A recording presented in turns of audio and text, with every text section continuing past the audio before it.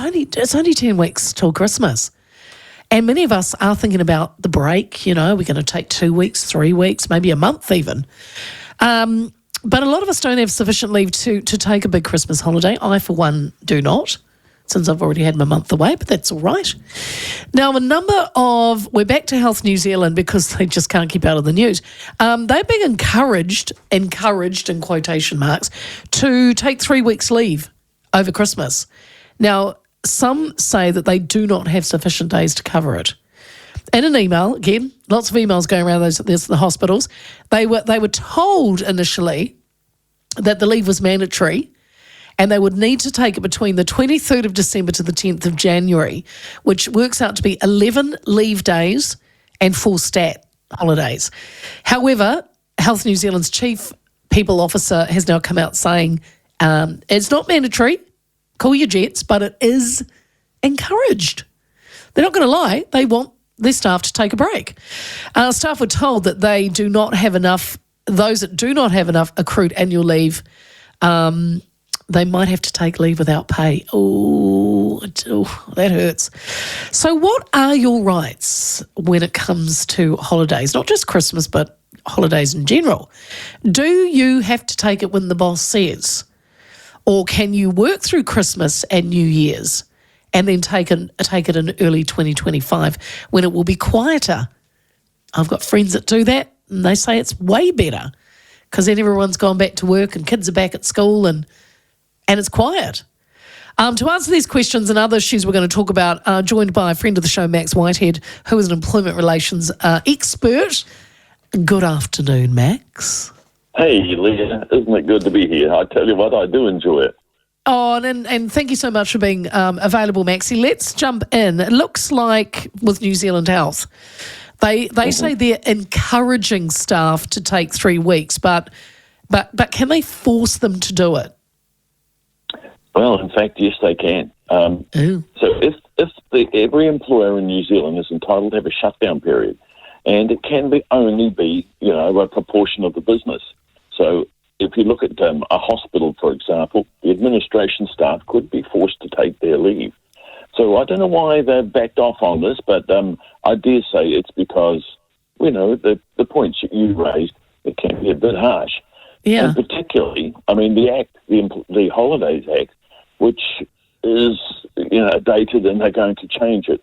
It certainly provides for when an employee is only brand new, hasn't accumulated holidays, and has to take leave, and that's unfortunate. They could end up with next to nothing over that 3 weeks.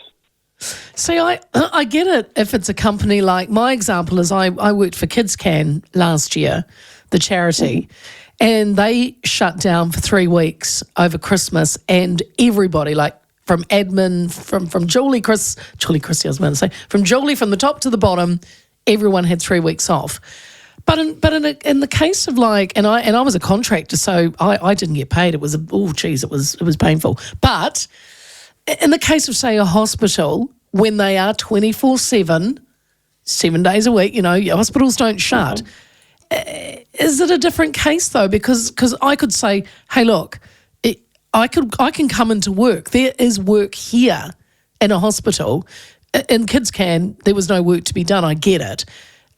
So can that be done, or does it matter? No, it's just a blanket. It's a very good question because it's actually an employer's prerogative to decide what department can be shut down and what can't. And that does make sense for a hospital. In terms of, administration staff who are, sorting out, buying new surgical gear or something like that, they possibly could take 3 weeks leave at that period of time. Yeah. And so, it does make a lot of sense in that regard. And I have been reading that Health New Zealand has got enormous debts. Yes. And, accumulated holidays, they need to get them chewed up. And they've instructed people, please take your holidays. And my understanding is that they're actually ignoring it.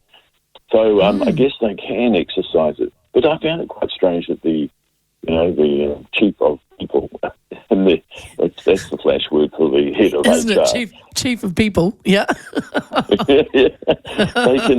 He's backed off on the mandatory side of it, but I guess he's just trying to make sure that there's good relations there. But going back to it, it does make a lot of sense for an employer to do it because they don't want one or two people in one department when there's no probably supervisors and nobody else there. They're probably doing nothing other than having a long lunch and really enjoy it, because I must admit I used to do this every year. Well, good old days of the long lunch, Max. What about if, like me, I always seem to be in negatives. You can ask your boss, can't you, to run up, say, a negative leave balance? Is that something it's a discussion with the boss, isn't it? It is, and it's up to the boss whether they will give that. And the answer to that is yes. The Holidays Act does have a clause in there which enables employers to allow holidays in advance. Yes. Now, as you know, probably not. A lot of people would not be aware of this. So the day that they start work, their holidays start to accumulate, but they're not entitled to take any until a year's passed. So that's a long time. It's a long time. Of course, if you've only done a month and then you go, oops, it's mandatory shutdown time, well, you haven't accumulated enough. Yeah. What's the accumulation rate? Is it 1 day half a day per month? Do you know what it is?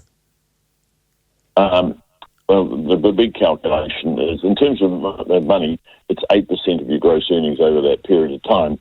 But it's 4 weeks per year. You're quite right. And it's funny you just mentioned that, because I've been talking or listening to some of the people that are talking about putting the new bill into place, which will be accumulated. But look, let's not get into it. It gets far too complicated. All right.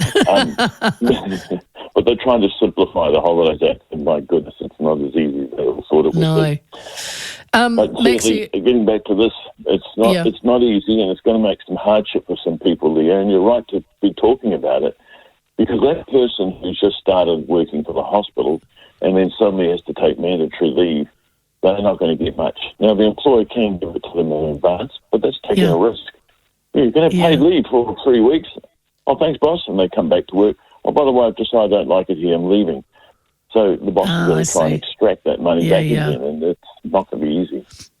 I want to touch on something else, Max, and we have actually talked about it before, but it's popped up again recently. This is the government looking at introducing new tests to define whether workers are employees or contractors. And this came after a Court of Appeal case, as you know, ruled 4 Uber drivers were employees and should receive benefits like holiday pay. Now, Max, doesn't this case potentially impact all workplaces? Oh, yeah. That has got huge ramifications for New Zealand. That Court of Appeal decision, in my view, certainly had the potential impact for New Zealand's economy to be affected dramatically, negatively, I've got to say. Right. The reason being is what comes with being an employee compared to being a contractor is a lot of extra loadings. You get 8% holiday loading, you get public holidays, you get all sorts of protections, and a lot of onus on the employer to do a lot more, but there's a lot of costs. And if they were suddenly all mandatory employees, wow, that would have really knocked New Zealand around a lot. So it's not surprising Brooke Van Velden's, the minister, has come back and said, well, I'm going to put the brakes on this right now, because she said next year she'll start passing these laws that will help define. But Leah, the point really was, those laws that she's identified, and she's given 4 of them, there's actually 5 in there, but 4, they're very much pointed just to Uber drivers, and that was that case. Oh, and okay. I think that it's not going to be too helpful for everyone else to put some relief in it for employees and employers, really, because they're the ones at risk. If they make somebody a contractor, the contractor could be quite happy, but if they get aggrieved, they can go, I now want to be an employee, boss, and you've got to back pay me 6 years. That's can be very painful for an employer.